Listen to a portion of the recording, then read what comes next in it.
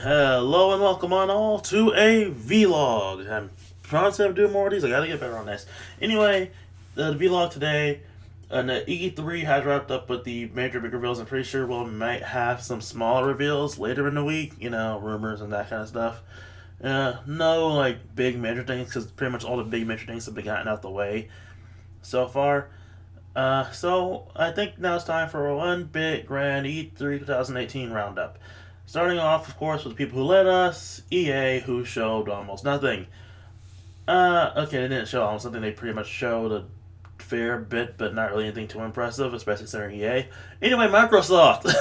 Microsoft actually had a good press conference this year, which really surprised me. The past few Microsoft E3s, like ever since the Xbox One, have been pretty lackluster in terms of stuff they've shown off and content.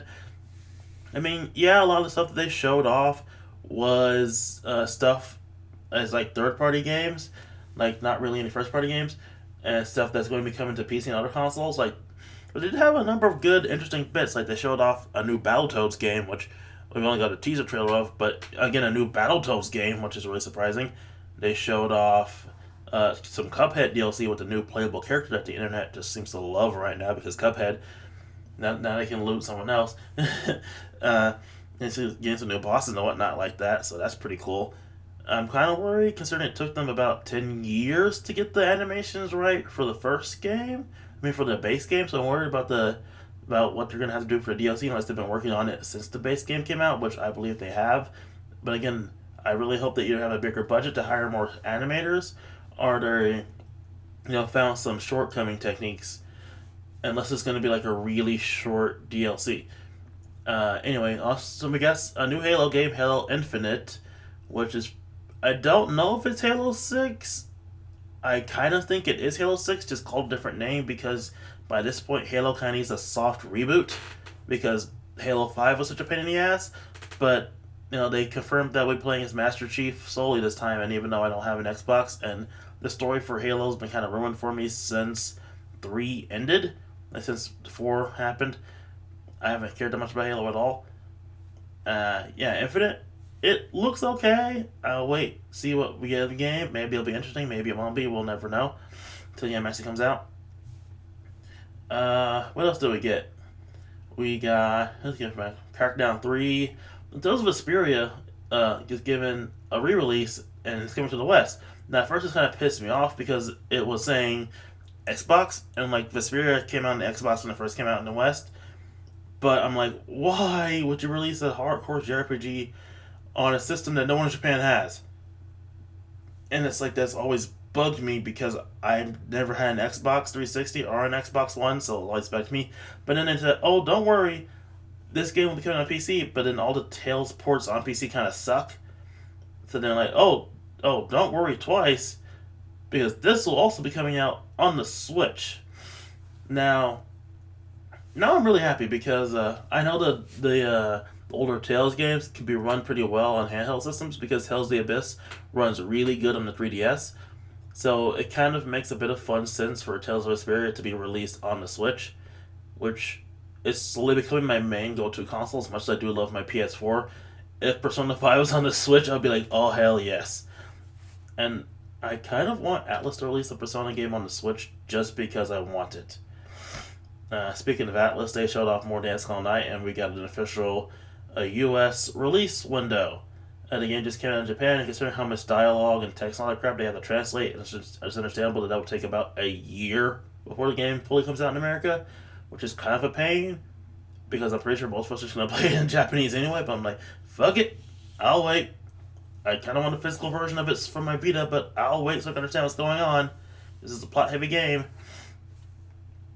Moving on from the Switch, Sony showed off a number of good things. I repeated myself. They showed off Spider-Man, which is looking really good. It's really good. It looks really good, and I hope stays really good because it's looking really fun so far. I'm still worried about some minor things here and there, but that's like minor things that hopefully won't ruin the game. I'm kind of worried about the pre-order DLC crap that's going down with it, but that's my own worries. What else did they show off? They showed off a few exclusive games. Of course, so does Sony. Surprisingly, we're getting a Neo 2. Also, surprisingly, they're showing off Ghost, and I can't pronounce that part of it, so I'm just going to call it Ghost. And then we're getting a sort of Shinobi sequel game called Shadows Die Twice. And they're all very Soulsborne-esque, which is surprising. And it's like, man, if you like that type of game, this is like the time for you. This is just greatness right here. But not only do you have one game this year, you have fucking 3 hard-ass games that are going to kick you in the balls and take your money. I'm still interested in Neo, because I'm kind of into that shit. And so I might be into the Shadows Die Twice game when that comes out. And Ghost of still can't pronounce that last part. And moving on from Sony, Square really kind of bungled up their press conference this year. They tried to do a Nintendo thing and just showed a bunch of trailers. But the thing about that is, Nintendo does a Nintendo Direct, not a main stage show floor thing. So that's kind of, not a good thing, because Nintendo doesn't have a big stage show floor thing. They have a display and all that kind of stuff. They don't have a big showcase that is a Nintendo Direct, which you can easily access from anywhere. But Square's, and another thing about Square is, I think Square would have done good if they had new stuff. But pretty much most of Square stuff was revealed the previous night during the Microsoft thing. But about Square stuff, you got some more Kingdom Hearts stuff, as well as a delay. Because if you remember all the previous trailers, it's in 2018, now it's 2019. But we're given a solid release date in 2019 of January. So I'm like, okay, that's a start, now just get the actual game out. We also got a Life is Strange type game called The Adventures of Captain Awesome, which I'm kind of more into than Life is Strange, because Life is Strange was too hipstery for me. But the adventures of a little kid and his own imagination roll more my style in terms of a down to earth narrative, especially seeing how this kid imagines the world around him. And I just kind of like that crap. It reminds me of my own childhood, which is saying something. What else does Square have? Oh, Platinum Games is making a new game that we don't know much about. We just got a little bit of a trailer for, not really much of anything, which is kind of sad. But at least we know a game is coming. Oh, also Devil May Cry 3 Devil May Cry 5 is a thing that's also happening. And while it looks crazy, like try hard, edgy, crazy. The DMC games have all been really good. Even the remake, even the reboot game, which everyone has issues with, it looks okay, but it plays great. All DMC games play great in their own little ways. So I'm looking forward to how this game plays, and the music, because the music already is awesome. It's just yeah, Capcom, good on you for that music. No, that's pretty much it for Capcom. They have a display for Mega Man 11, but that's about it. I'm sad to say. I think because they did a Mega Man 11 trailer earlier in the month, last month sometime, which I think was their big thing. Which is kind of sad, because I kind of wanted some more Mega Man 11 news, or at least another Robot Master reveal. But I'll take what I can get, because they have a really cool looking display that there are pictures of online. Now to Big Daddy Nintendo. So Nintendo's press conference this year is what I was looking forward to the most, last year. Last year, I was looking forward to hearing more about Switch games that were going to come out that year. This year, same thing. Because last year was year after month after month after month of one major Switch release. This case, it's not so big on releases, but big on things that are coming out and reveals. They've got a lot more reveals, just no solid dates on when things are coming out. So we got some more Pokemon Let's Go Pikachu, Let's Go Eevee stuff, which I'm actually looking forward to that game, because Yellow is my starter Pokemon game, and I'm actually really like that kind of crap. It's a more casual Pokemon game. Will tide me over till we get the actual Pokemon game, probably November next year. Okay. Other news. We got a reveal for a new Fire Emblem game, which looks really good. It looks to be more in the vein of old school Fire Emblem than new school Fire Emblem, which I know it's off a lot of new school fans, but at the same time, as a new school fan, I'm looking forward to this after playing Styles of Valentia, and I'm also looking forward to see how this game plays, because it seems you have like little mini units of regular cavalrymen, which makes this feel like an actual army battle and not just throwing important people at other important people, which is great because it makes the game feel better. And I can't wait to see how that mechanic spices up gameplay and all that kind of stuff. And seeing how the game will be on the Switch, I can't wait to sort of the how it will look pretty. And I'm still waiting on my Fire Emblem Fates art book. Next up, we have a reveal for, and I want to say the big one of this, but they showed off new Mario Party. Not a Mario Party guy, so that doesn't really affect me that much. But technically, it's impressive because you can use the two switches as two boards, not two boards, but like when you play mini games, you can use them as two separate screens, and they'll be the same screen for playing the mini games different ways, which is honestly pretty cool. Like honestly, that if I had a lot of people that like to play Mario Kart and Mario Party, that would be the way I like to play Mario Party, especially with certain mini games. But unfortunately, I'm not a Mario Party guy. But again, technically speaking, I like it. I like what I'm seeing out of Mario Party. It's really fun looking and really impressive looking to me personally, and I really am interested somewhat in this game, but just not enough to buy it. Then we got a new franchise, a new thing, and it's surprising because it's a mech combat game, and I forgot what the title of it is, but it's really cool looking, and I really want to play it because it's cool looking. Some cool looking mech combat game.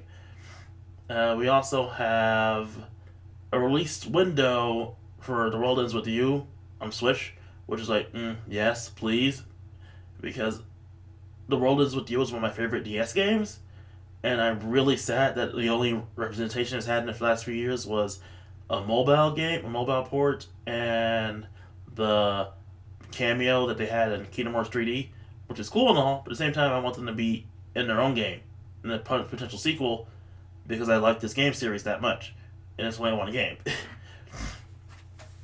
Next we have, I'm trying to hold off on the big thing because I'm going to be talking about that for like a minute. Next we have, we got some DLCs released. We have some, so for the past few months there's been a rumor going around about the Xenoblade Chronicles 2 DLC, because that was a thing, that the DLC for that one would be minor spoilers for the actual story, a sort of prequel thing that happens in the game's backstory, and it was so ambitious that everyone thought it wouldn't happen, but it turns out it's actually going to happen, and it's really cool looking, and I want it now. And we also got some news on the Splatoon 2 front, and that they're going to keep making new free stuff till the end of the year, which is really great, because I love Splatoon 2, and I'm really going to be sad because I'm going to have to start paying for it soon, which is kind of sad. The online stuff soon, which is kind of sad, but understandable. Moving on between those two DLCs, we got a lot of indie games like Hollow Knight, some games I never heard of before, and some other things like that. But now I think it's time to talk about Big Daddy. So you know how last year Nintendo ended off their press conference with their big game for the year, which was Mario Odyssey? They did a thing this year. They did that same thing this year too, where they ended the press conference with their big game for the year. In this case, it's Super Smash Bros. Ultimate. Super Smash Bros. Ultimate is still, I can't really define it as a straight port of Smash for U, because it uses the engine, but updates it and upgrades it and all that kind of stuff. But at the same time, it just adds so much that wasn't in the Wii U release. I guess a lot of the 3DS stuff that was in the 3DS release. But it also adds in everything that was ever in Smash Bros. Like, we're still up in the air about all the stages, but pretty much every character that's ever been in Smash Bros., they're all here. That bumps the roster up to a startling 65 or 66 characters. Because we also got a reveal for Ridley as a playable character in the game. And they've officially given us a official title for the clone characters that are in, like Lucina and Darkbit. Those are officially now Echo characters. And they also announced a new Echo character who is Daisy, who is an Echo character for Peach, meaning we have different animation Peach and Daisy. So Daisy's no longer a skin for Peach; she's her own character, which I honestly think is pretty great. Uh, I only have one main question about this, and it's related to Charizard. Because Charizard was his own character in Smash Wii U, but he's also still part of Pokemon Trainer, who's coming back from Brawl. So does that question if Charizard gets folded into Pokemon Trainer, or if Charizard will still be his own character, but separate from Pokemon Trainer? Meaning you have two Charizards on the field and it's the same color scheme. I think he'll be folded into Pokemon Trainer, meaning we'll lose his down B, which isn't. This is kind of sad because I actually liked his down B. At the same time, I'm kind of okay with it because we get Squirtle and Bulbasaur back, and I really liked playing Squirtle. And Bulbasaur's also, Ivysaur's also fun to play as. But I'm also kind of sad because that means we lose the Fire starter, because I was hoping that we could get a full trinity of starters, because Greninja makes a Water starter, Charizard was a Fire starter, and we just need a Grass starter. We have a trinity of starter Pokemon as playable characters in the game. Fully evolved starter Pokemon in the game. What's kind of sad that female Pokemon Trainer isn't her own character, using a different set of Pokemon from a different region, like maybe using a different starter set, like maybe using the Alolan starter set, the Sinnoh starter set, stuff like that. But you know what? I'm still cool with it because it just looks so much fun. Again, people have been just digging through the crap because again we've been confirmed every character's ever been in Smash Brothers, including all the clones. Meaning we have the 66 characters and Ridley. The thing I'm most curious about is, also the Inklings, the thing I'm most curious about is what else can they add? Like, they've already done a stage count for most of the stages, because they released most of the stages that are in the game. And they have a few upcoming ones, and people have dug through the press stuff and website and found that we have 75 stages. 75 stages. Not all of them good. We still have a few of the shitty ones left around, but still 75 stages. Again, the question for me for this is, what else are they going to add here? Like, I'm already going to buy this game. It's too good not to buy. My hand is resisting the urge to go in my wallet and buy it now. If I could. My ultimate question is, what else are they going to add to this thing? Because what else can they add?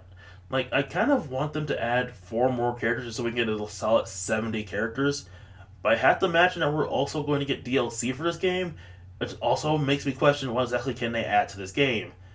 I imagine we'll get some newer game characters, like maybe we'll get Rex and Pyrrha from Xenoblade Chronicles 2. Maybe, because Fire Emblem, the next Fire Emblem game is going to be coming out sometime next year.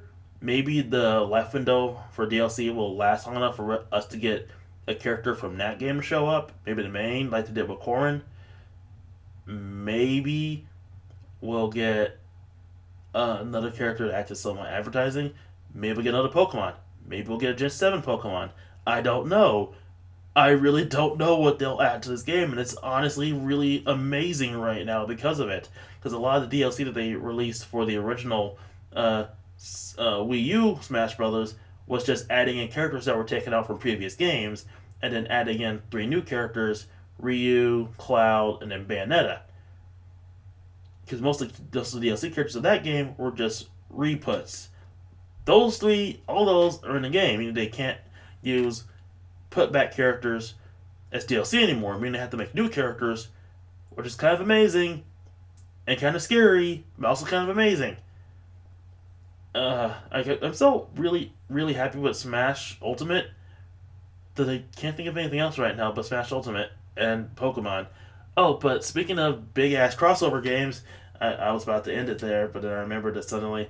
Shonen Jump has released a new 3D fighting game, and it's sort of like a weird crossover game because it takes place kind of in the real world, and basically it's another Shonen Jump massive fighting game with all of its main leads fighting its main villains. And the main thing that everyone seems to be pointing out now is that Light and Ryuk from Death Note have shown up in the trailer at the very end as possible player characters, and everyone's just joking that Light would immediately win because all I have to do is literally pick up a manga, figure out their name, and just write in a Death Note, meaning Light wins every match. Which would be the way Light would win every match. But I'm kind of curious to see if Light's just a if Light is an actual playable character and how exactly they make him a playable character, considering the fact he has to go up against likes of Goku, Naruto, Luffy, and Frieza, who are the confirmed roster so far. But speaking of Goku in a fighting game, Z Fighters is coming to Switch. And I love that because I love Z Fighters. I have it on my Steam account already. I was about to buy it on PS4, but then they announced, oh, it's coming to Switch. So I'm like, well, fuck that. I'm buying it on the Switch.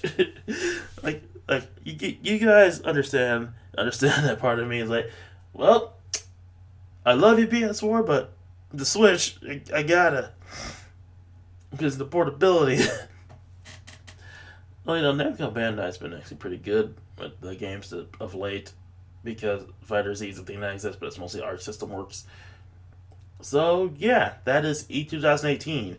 It wasn't like a big mind blower this year, but it was still pretty great with the number of good games released, the number of good updates on some games. I'm happy to see Spider-Man continue to look good. I'm happy that we got a few ports here and there. I'm happy with what Nintendo showed. I'm happy with what Square showed. I'm happy with what Microsoft showed of all people. As I know Halo fans are pretty happy with Halo Infinite. I'm happy with what Sony showed. Disappointed by EA. Ubisoft was actually pretty good this year. And yeah, everything's looking pretty good so far. Can't wait for someone to fuck it up. Probably EA. Well, till next video, everybody.